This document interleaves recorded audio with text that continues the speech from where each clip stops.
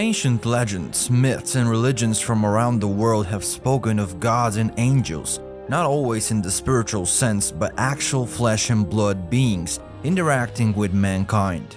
Many of these ancient cultures had vast knowledge of mathematics and astronomy, attributing their knowledge as being handed down from the gods. Who were these godlike beings known to one of the oldest civilizations, the Sumerians, as the Anunnaki? We will explore the mysteries around the Anunnaki and search for hidden answers in the new episode of Secret Origins. Welcome. The Sumerian civilization, which emerged more than 6,000 years ago from the Stone Age, is credited with over 100 of the earliest advancements for a modern society. These include agriculture, science, medicine, mathematics, kingship, laws, courts, judges, schools, and essentially all aspects of society that were integral to its development. But how did a civilization like this become so advanced out of nowhere? Is it possible that they were helped by another more advanced extraterrestrial civilization? In recent times, one theory has been tremendously gaining popularity, the one about the ancient astronauts and the beings called the Anunnaki. Who were they?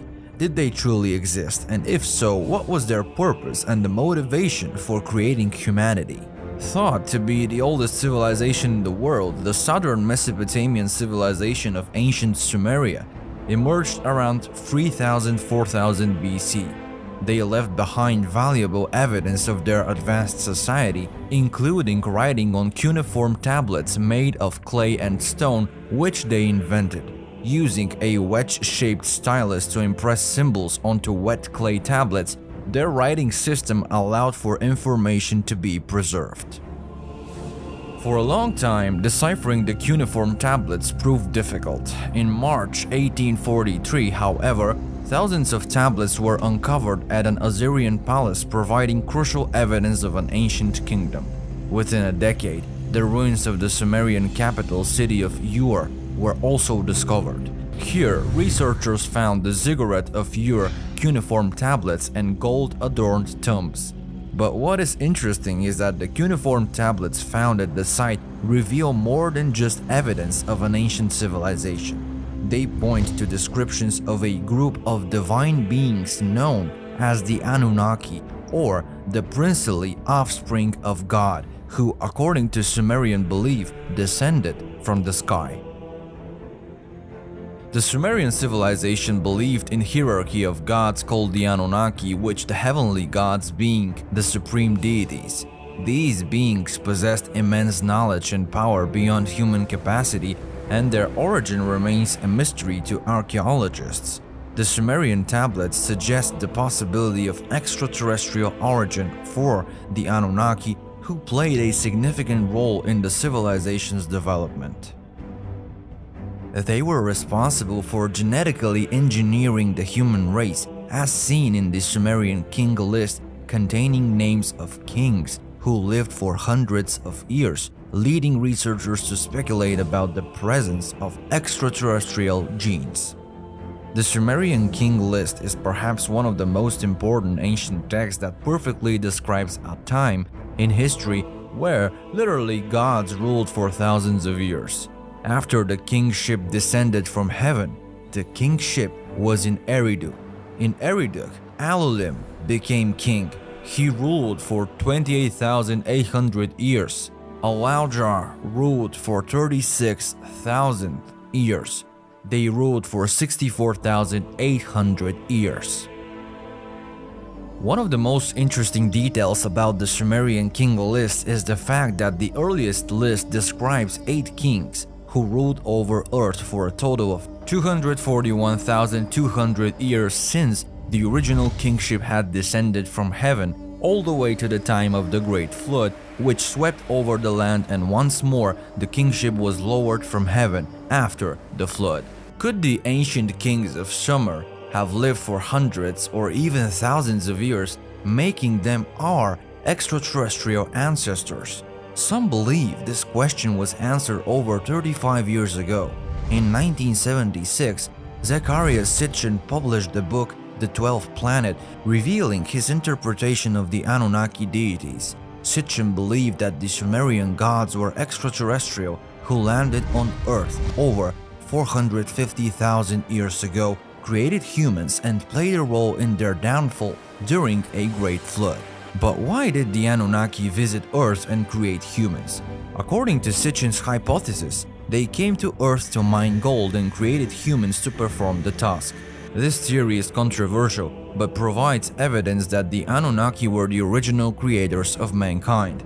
The Anunnaki claimed to have come from their planet Nibiru and could travel through stargates and wormholes. Zecharia Sitchin also claimed that the Sumerians learned astrology from the Anunnaki, which gave them a deep understanding of our solar system, including Venus and Saturn, and even depicted a 10th planet called Nibiru. Sitchin believed that Nibiru orbits the Sun every 3,600 Earth years and causes disruptions when it passes close to Earth. In 1983, the Washington Post reported a heavenly body as large as Jupiter, and NASA had acknowledged the possibility of a large hidden planet due to gravitational effects observed in our solar system. Modern astronomers have detected a 10th planet larger than Pluto. Some believe that the Anunnaki came from Nibiru and created a shield on Earth using gold to help heal their own planet. So who exactly were the Anunnaki? The term Anunnaki comes from Anu, the chief god of the sky, and Anunnaki simply means the children of Anu, or it can be also translated as those who came from the sky. The three most prominent figures in the Anunnaki pantheon are Anu and his two sons, the half-brothers Enlil and Enki. Anu was the supreme god and ruler of the Anunnaki and was believed to reside in heavens, overseeing the actions of the other gods. Enlil was the god of the air and storm. He was the firstborn son of Anu and his rightful heir, so his role on Earth was as the enforcer of his father's will. In a way, he was the main ruler of the planet. Enki was the second son of Anu. He was the god of knowledge, wisdom, and creation. Originally, Enki was worshipped as a god of fresh water and served as the patron deity of the city of Eridu. Today, Eridu is often considered to be one of the oldest permanent settlements in Mesopotamia and perhaps even in the world. The ancient Sumerians also believed that Eridu was the first city in the world, and they documented that belief in the Sumerian king list and the Eridu Genesis. At the current times, at least 18 layers of settlement have been found at the site, so chances are it really was the first city and probably the residence of Prince Enki. Over time, however, Enki's influence grew, and this deity was considered to have power over many other aspects of life, including trickery and mischief, magic, creation, and fertility. In fact, it was Enki together with Ninhursag, the ancient symbol of the powerful mother, who genetically engineered the first humans called Adamu. They did it by mixing their one DNA with that of Homo erectus, and as a result created the Homo sapiens. It so reminds us of the biblical phrase that God created us in His own image. Initially, the humans were not able to reproduce. They were created in laboratories and were used as workforce to mine gold. Seeing how his creations, his own children in a way, were being exploited, Enki decided to take care of them. By going against Enlil's will, Enki secretly gave humans the knowledge of mating and reproducing, and not only, he had been teaching them the knowledge of the universe. Some theories propose that one of Enki's favorite places to reside was Atlantis, and that in trying to protect his children, he, with the aid of Arcturians, established the Atlantean civilization, an isolated place where humans could live freely without being exploited by the Anunnaki. But this act enraged Enlil. In fact, the Sumerian clay tablets describe a war between the two brothers. It comes out that the detonation of nuclear weapons in the 20th century was not the first time humanity had seen such a terrible destruction. Drawing upon the work of Zecharia Sitchin, the Book of Genesis, Sumerian clay tablets, and archaeological evidence such as an ancient radioactive skeletons, there is a possibility of an ancient nuclear event that destroyed the Sumerian civilization as a result of power struggles of the gods. As his creator, the Anunnaki god Enki had a fatherly relationship with the first humans. But Enlil, who was acting as the sole commander of Earth, was enraged at his brother Enki for spoiling the Anunnaki bloodlines through interbreeding.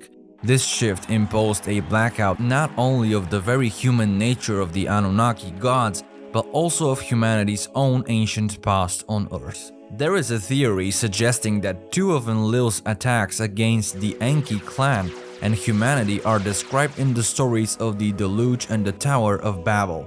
His final attempt after cursing the assembly of the gods into voting yes was the nuclear bombing of 5 cities of the Jordan Plain, including Sodom and Gomorrah, which resulted in the destruction of the Sumerian civilization and the Anunnaki's own civilization on Earth, including their spaceport in the Sinai. The Terra Papers tells that after the war, Enki was exiled from the planet. However, he still continued to teach humanity spiritual knowledge and to aid them in their development. The Anunnaki were known in ancient Babylon as Sire, which carries the meaning of dragons or big serpents, and the Anunnaki god Enki was associated with the Brotherhood of the Snake and was often represented by 2 coiled snakes of Caduceus, a symbol that had multiple meanings in ancient times.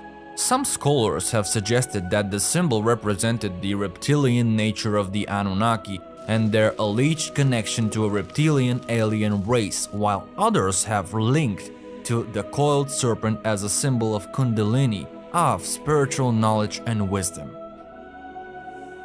Interestingly, the caduceus is also the magic wand carried by Hermes, also known as Thoth, the Egyptian god of wisdom. And not only, the caduceus of Enki and later on Hermes features at the top of the central rod the pine cone that represents the gift of Kundalini awareness when activated. Often when the caduceus is winged, meaning that in our deepest meditations we can fly and access all knowledge and tools for healing. Another enigmatic object seen in the Sumerian art is the bracelet that most of the major Anunnaki gods wear. The meaning of these bracelets is unknown, but some believe that they were not randomly depicted and there has to be a deeper symbolic meaning. They remind us a little bit of watches. But the most intriguing object that the Anunnaki hold is a pine cone, which is always directed towards something. Do we know anything about the pine cones in ancient Mesopotamia? What were they believed to represent or symbolize in ancient times? From esoteric perspective, the pine cone can be seen as a symbol of spiritual enlightenment and awakening. The pine cone is a symbol that has been used in many cultures and religions throughout history, including ancient Sumerian, Egyptian, and Greek cultures. The pine cone was sometimes used as a sacred offering or as a symbol of the divine. For example, in ancient Egypt, the staff of Osiris, the god of the afterlife, was depicted with a pine cone at the top. In Hinduism, the pine cone is sometimes associated with Lord Shiva, the god of destruction and transformation. The Pope's staff, also known as the papal ferula, features a pine cone as a decorative element. In Vatican Square, there is a bronze sculpture of a pine cone that is known as the largest in the world. It is located in the courtyard of the pine cone and is considered a significant symbol of the Vatican's spiritual and historical significance. Why? In some esoteric traditions, the pine cone is also seen as a symbol of regeneration and rebirth. This is because the pine cone contains seeds that can be used to grow new trees, symbolizing the cycle of life, death, and rebirth. Conifer pine trees are one of the oldest plant genera on the planet, having existed much longer than all flowering plant species combined. Pine cones, the evolutionary precursor to flowers, have spines that spiral in perfect Fibonacci sequence, similar to the sacred geometry of a rose or a sunflower. In most of the ancient cultures, the pine cone was associated with the pineal gland, likely due to the pineal gland's pine cone-like shape. The pineal gland, named after a shape like a pine cone, is located at the geometric center of our brain and is closely linked to our perception of light. It is a small endocrine gland responsible for secreting melatonin, which regulates sleep-wake patterns, and circadian rhythms, receives more blood flow than any other area of the body except the kidneys, and is uniquely isolated from the blood-brain barrier system. The pineal gland is also associated with spiritual and mystical experiences and has been referred to as the third eye in some spiritual traditions, or the seat of the soul. It is said to be the gateway to higher state of consciousness and spiritual experiences. Rick Strassman, a psychopharmacologist, believes that the third eye is the source to psychedelic DMT in our bodies. Strassman has hypothesized that large amounts of DMT are released in our bodies during heightened states of spiritual consciousness, such as birth, death, and near-death experiences, or perhaps during the awakening of our Kundalini in a moment of enlightenment. Synthesized DMT or plants containing DMT are often used as a recreational psychedelics or in shamanic ceremonies such as the ayahuasca ceremony originating in South America. DMT users often report intense experiences of spiritual awakening, contact with entities of supernatural or spiritual origin, and the dilation or compression of time. And what is interesting is that among the reports of thousands of users experiencing with ayahuasca, the serpent is documented as the most commonly appearing archetype in their spiritual visions. The pine cone is a special symbol because the spiral pattern found in pine cones is known to contain the golden ratio, or also known as the divine proportion. The golden ratio is a mathematical proportion that is found throughout nature and is associated with beauty, harmony, and balance. In case of the pine cone, the spiral pattern is created by a series of spirals that curve in opposite directions, forming a distinctive pattern that closely follows the golden ratio. The golden ratio is part of the sacred geometry, which is often seen as a way of revealing the blueprint of creation, as it is believed to tap into the fundamental principles and patterns that underlie the universe.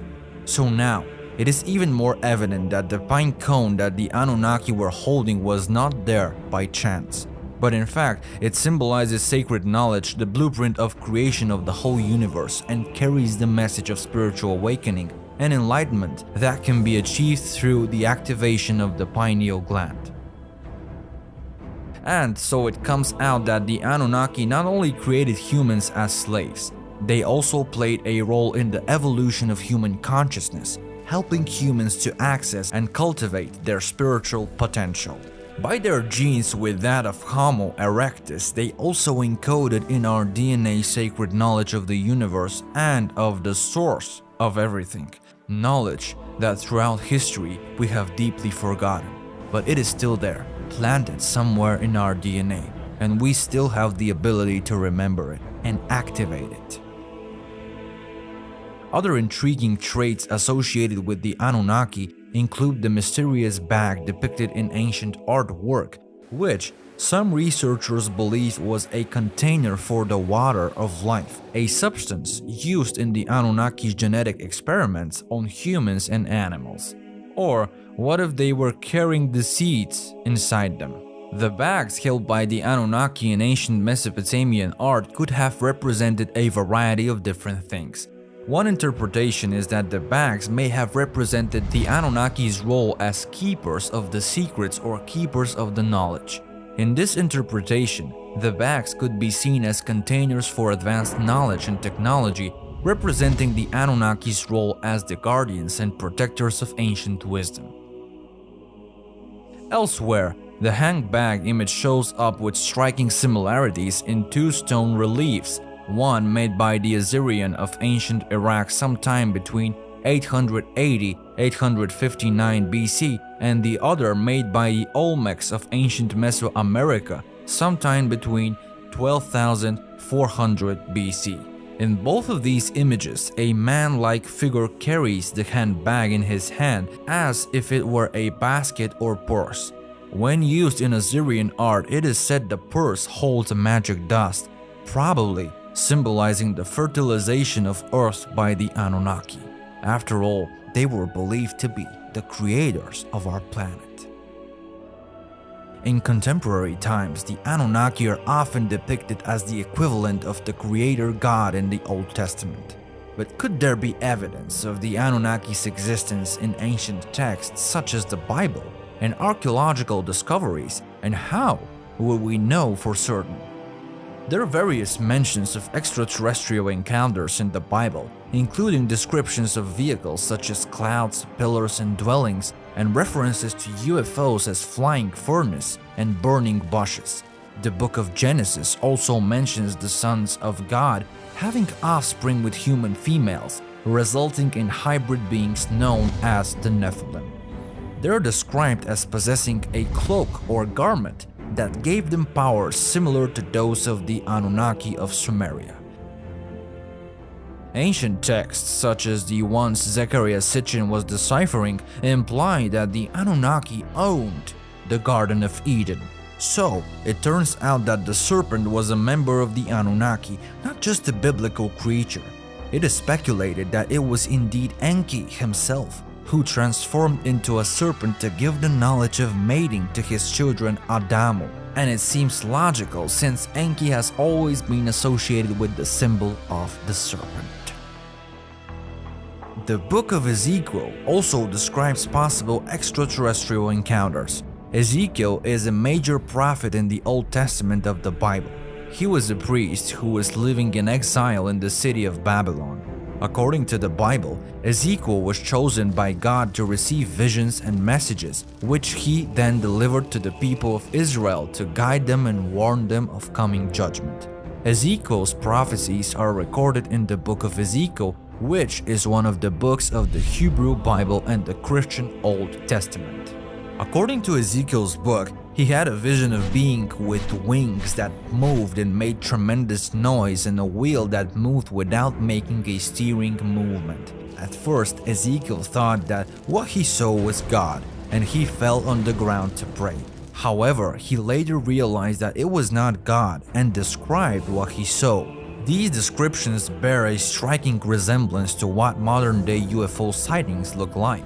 Some researchers have speculated that being with wings could be a representation of extraterrestrial spacecraft, and the wheel could be a depiction of a type of propulsion system that aliens might use. Interestingly, the original Hebrew text of Ezekiel does not mention the word God, but instead refers to the splendor of the highest. In the book of Ezekiel, the splendor of the highest arrives a second time, causing Ezekiel to feel the gravity and gives him a measuring device to measure a building. So, can Ezekiel's descriptions be interpreted as evidence of contact with extraterrestrial beings in ancient times? What if it was the same as the Anunnaki? So far, we've seen that it's a fact that there is a widespread belief that the Anunnaki were alien entities who played a significant role in shaping human history. However, is there any proof? To answer this, we'll go back 20 years. The location is Iraq. During Operation Iraq Freedom, American troops were deployed to maintain order in Baghdad. However, looters took advantage of the chaos and destroyed numerous ancient artifacts, including musical instruments and cuneiform tablets. It is believed that the cuneiform tablets that were stolen from Iraq museums during the chaos of the war in 2003 contained crucial information about the Anunnaki and their connection to extraterrestrial beings. The coordinated and organized nature of the theft, with individuals using earpieces to gain access to double-locked doors and steal valuable items, suggests that this was not a random act of war. So the question is, was this a deliberate attempt to conceal forbidden knowledge from the past? What if the stolen texts contain significant information that supports the theory of an Anunnaki connection, and the involvement of extraterrestrial beings in shaping human history. Millions of people worldwide are interested in the possibility that extraterrestrial beings have played a significant role in human history. The theft of the priceless artifact from the National Museum in Baghdad highlights the importance of preserving and studying the past to gain a better understanding of our origins and the potential involvement of extraterrestrial beings in shaping our destiny. And if we think about that, imagine how much historical accounts have been reshaped and rewritten so that the real history remains hidden and what we know today is nothing but a tiny part of the truth. The falsification of history has done more to impede human development than any other thing known to mankind. How would our view of history change if we confirm the Anunnaki's role in shaping human civilization? Will we need to rewrite our history books, and if so, how would that affect our understanding of ourselves and our place in the world? Not only the fact that we are not alone, but also that we carry a sacred divine knowledge within our DNA. We bow before you and thank you for watching another episode of Secret Origins. Keep your minds open, and until we meet again,